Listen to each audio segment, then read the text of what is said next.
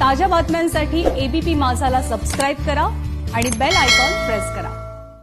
नमस्कार, मी राहुल कुलकर्णी। पांडुरंग रायकर ह्या आमच्या एकेकाळच्या सहकार्याच्या दुर्दैवी मृत्यूनंतर माध्यम क्षेत्रामध्ये तर प्रचंड मोठी खळबळ उडाली आहेच, पण सर्वसामान्य लोक सुद्धा व्यक्त होत आहेत आणि व्यक्त होण्याचा त्यांचा जो सूर आहे तो हा आहे की कोविड आपल्याकडे आला त्यावेळेला म्हणजे मार्चमध्ये, तेव्हापासून ते आत्तापर्यंत साधारणपणे सव्वा सहा महिन्याचा कालावधी झाला आहे। आणि मग या कालखंडामध्ये जर कोविड आहे की कोविडच एवढंच होतं आपल्याकडे, तर मग ज्याला बेसिक इन्फ्रास्ट्रक्चर आपण म्हणतो ते बेसिक इन्फ्रास्ट्रक्चर का नाही उभा राहिलं।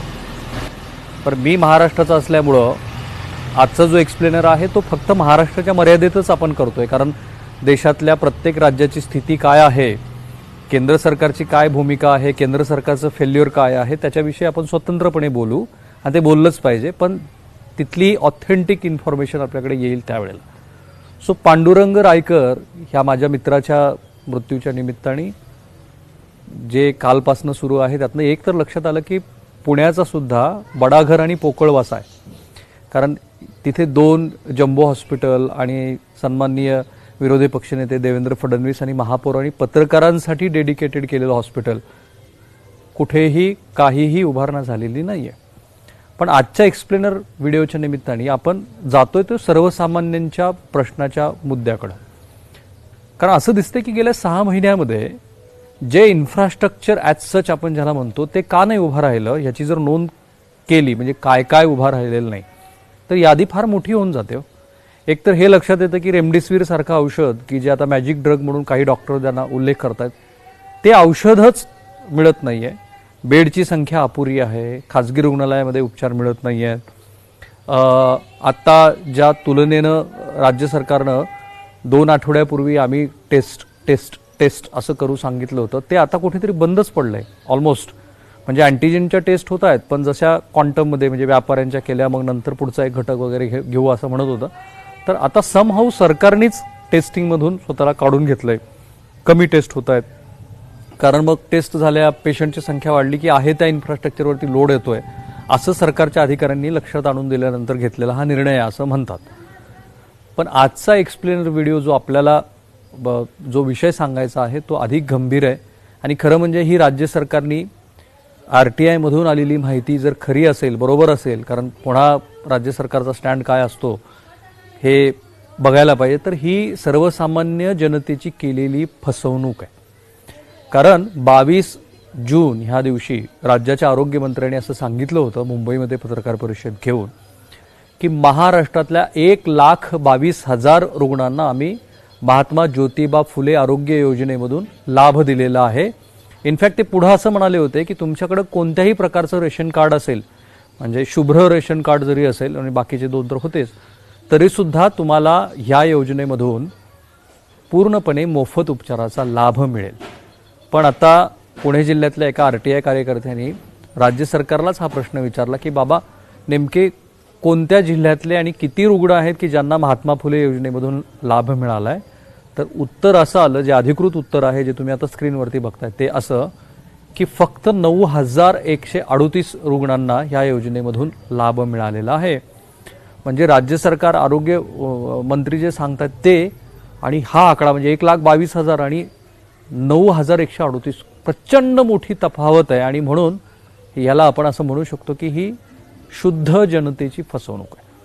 आता मी आपल्या स्वभावाप्रमाणे ह्या सगळ्या योजनेचाच तौलानिक अभ्यास करायला घेतला, तेव्हा असं लक्षात आलं की कोविडच्या आधीच जे रुग्णालयं राज्य सरकारबरोबर करार त्यांचे झालेले होते, ते नवे काही करार कोविडमुळे झालेले नाही आहेत। आणि त्याच करारामध्ये म्हणजे जे विविध आजार होते 200हून अधिक, त्यात न्यूमोनिया हा आजार आहे आणि मग A, B, C अशी रुग्णालयांची विभागणी करण्यात आलेली आहे। A रुग्णालय असेल तर तिथे या न्यूमोनियाच्या उपचारासाठी 20,000 रुपये, आणि मग B आणि C असेल तर त्याप्रमाणे कमी कमी होत जाईल आणि त्याच्यात पुन्हा TDS कापला जाईल। म्हणजे आपण हायेस्ट पॉईंटवरती बोलूया की एखादं रुग्णालय हे A दर्जाचं रुग्णालय असेल, तिथल्या ज्या काही सुविधा आहेत त्याप्रमाणे, तर तिथे तुम्हाला 20,000तले 10% TDS कट करून 18,000 रुपये त्या रुग्णालयांना मिळतील।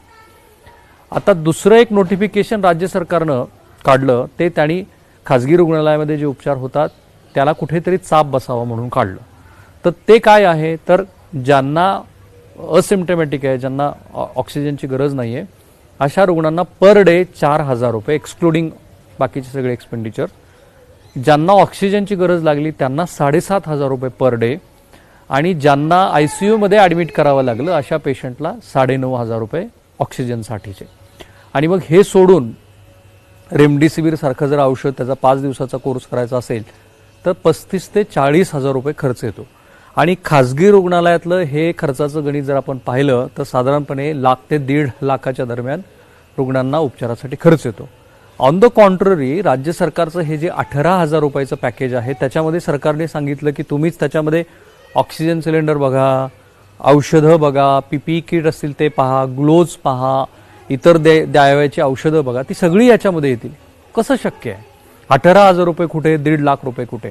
बरं, कोविडमुळं सगळ्यात मोठी अडचण आहे ती ऑक्सिजनचीच. ऑक्सिजन साधारणपणे पर मिनिट 15 ते 17 लिटर द्यावा लागतोय आत्ता कोविड पेशंटला. त्या हिशोबाने प्रत्येक 15 मिनिटाला एक ऑक्सिजनचं सिलेंडर चेंज करावं लागतं. जर 24 तासाचा हिशोब मांडला तर 96 ऑक्सिजनचे सिलेंडर लागतात.